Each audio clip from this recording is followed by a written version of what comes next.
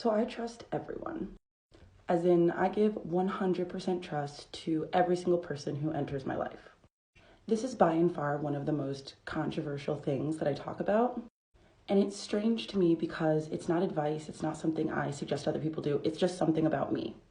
I think it gets people super worked up because first they don't understand how that's possible, and then they don't understand why anyone would do that.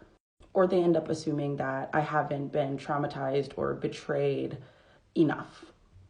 But as I started my journey of self-development, personal development, healing, whatever you want to call it, I started to notice that stable and secure people didn't have this scarce and fearful relationship with trust.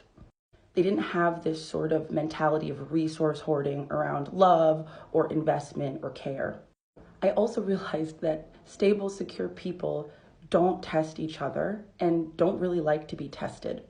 No, I'm not naive either. One of the best pieces of advice I ever got in my life was don't grow a wishbone where your backbone is supposed to be. But at a certain point, I realized for me that starting folks at zero and having them prove their trustworthiness to me was doing two things that were not in alignment with my growth. It was causing me to objectify people. So essentially, any person who entered my life was not a person with their own wants and needs from the relationship, from the friendship, what have you. Their entire existence in my life was to prove me right that no one was trustworthy, or prove me wrong that people were safe and could be trusted. I also realized that I was kind of unconsciously waiting for this perfect place to demonstrate or arrive as my healed self. Oh, I'll start working my nonviolent communication. I'll start self-regulating when I'm in an environment where I feel perfectly and 100% safe, seen, and supported. Over time, I realized that this came from a deep need to control.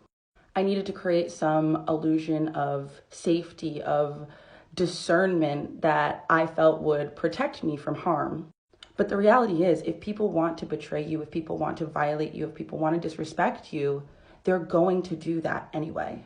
I know it's kind of popular to call ourselves lie detectors, to talk about how as an empath, we can see through people's facades, but that's never going to be true 100% of the time.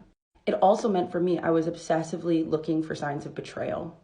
And what would happen when I found betrayal, or when I thought I was being betrayed, was that I would feel this deep sense of humiliation, right? How could you get something over on me? How could you get that by me? How could you humiliate me like this? And if I'm spending all my time and energy, right, to avoid betrayal, then I'm not actually orienting towards the things that I want. My definition of discernment was very much treat everybody like they're dangerous until they prove themselves otherwise. But as I've grown, I've realized that discernment is being able to engage with the world around you fully and avoid isolation.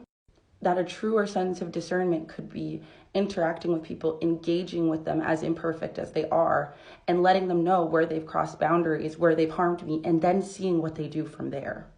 But when that happens, I don't feel played, because you can't play me. You can't take advantage of something that was willingly offered. If anything, when I remove that person's access to me, I feel sorry for them. Their inability to arrive authentically, their ability to show up and honor my boundaries, honor my humanity, ultimately lost them access to me. And as painful as it is for me to let people go or cut people out or limit where people can be in my life, it's even more painful to have to show up as that person every day, taking those kinds of losses. And ultimately, it's offered me an enormous amount of self-compassion and self-forgiveness. It's taught me to stay emotionally regulated and remember that we're imperfect and the people closest to me are often the people that are going to hurt me, and that I'm going to hurt others too. And there's a joy in building resilient relationships where when that happens, you're able to find the people who are willing to prioritize your pain, prioritize repair, and work on that with you.